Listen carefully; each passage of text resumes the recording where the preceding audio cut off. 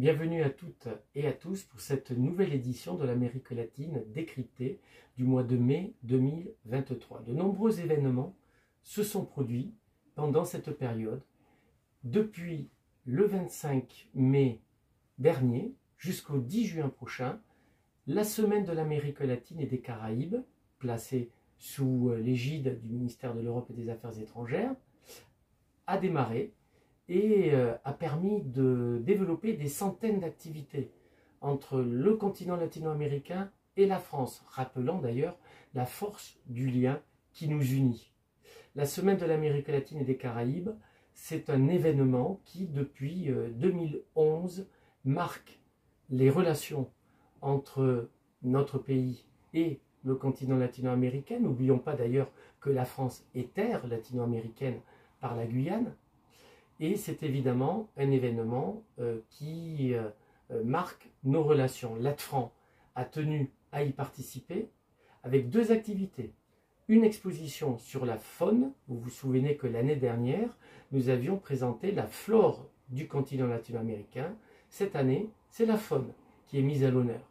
Et bien évidemment, le 10 juin 2023, l'ATFRAN va dans un documentaire montrer des activités, notamment culturelles, alimentaires, de l'artisanat, de différents pays du continent, que ce soit du Mexique, du Guatemala, du Costa Rica au Panama, en passant par la Colombie, l'Équateur ou l'Argentine, et en mettant l'accent sur des personnalités qui marquent, qui incarnent cette relation. Cette année, l'ATFRAN a décidé de saluer Alain Rouquier, le président de la Maison d'Amérique latine. Alain Rouquier qui a un parcours extrêmement dense, extrêmement riche, de diplomate, d'écrivain, de chercheur. Aujourd'hui président de la Maison de l'Amérique latine, il est au cœur de cette relation depuis longtemps. Et par ailleurs, Jaildo Marinho, qui est un artiste, sculpteur, qui s'inscrit dans cette école de l'abstraction géométrique. Jaildo a véritablement marqué l'art de la sculpture contemporaine et il a contribué au lien entre le Brésil notamment et la France. L'ATFRAN a rencontré le chef des Indiens Kayapo d'Amazonie, Raoni. Raoni, avec Watatakalu, Tapi Bemoro, était en France durant le mois de mai pour continuer à sensibiliser, à informer sur la problématique de la déforestation, non seulement en Amazonie, mais la déforestation en général dans les grands bassins forestiers du monde.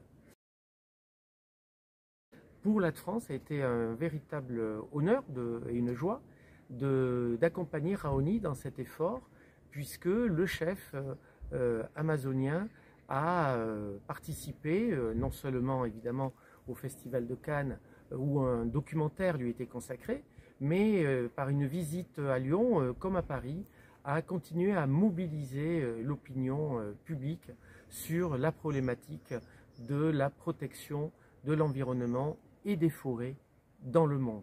Nous sommes fiers et heureux d'accompagner les efforts du chef Raoni et avec lui de Watatakalu, de Tapi et de Bemoro. Décidément, les questions environnementales sont bien au cœur de l'action de plusieurs pays latino-américains durant ce mois de mai. En Équateur, des créanciers privés ont accepté de trouver un accord avec les autorités équatoriennes pour réduire la dette du pays en contrepartie d'un engagement visant à la protection et au renforcement de la protection des îles Galapagos, qui constitue une des plus grandes zones protégées au monde. C'est une initiative importante qui fera peut-être d'ailleurs école dans d'autres pays du continent latino-américain. En Bolivie, une première voiture électrique produite en Bolivie a été mise sur le marché. Cela apparaît comme un exercice expérimental, mais la Quantum est un petit véhicule électrique et qui est le résultat d'une initiative de la Bolivie. Il nous paraissait important de saluer cette action. Derrière elle, évidemment, se pose la problématique des batteries, et avec la problématique des batteries, celle du lithium, qui est une des matières très présentes dans cette partie du continent latino-américain.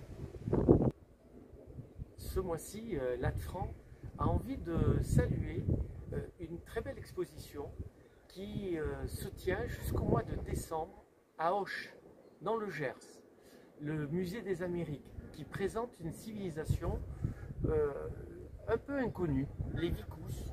Les Vicus, c'est une civilisation précolombienne au Pérou, bien avant les Incas, qui existait de 300 avant le Christ à 500 après, une civilisation qui a été un peu oubliée et qui est mise à l'honneur au musée des Amériques d'Auch, dans le Gers. Pour ceux qui le peuvent, n'hésitez pas à aller la voir.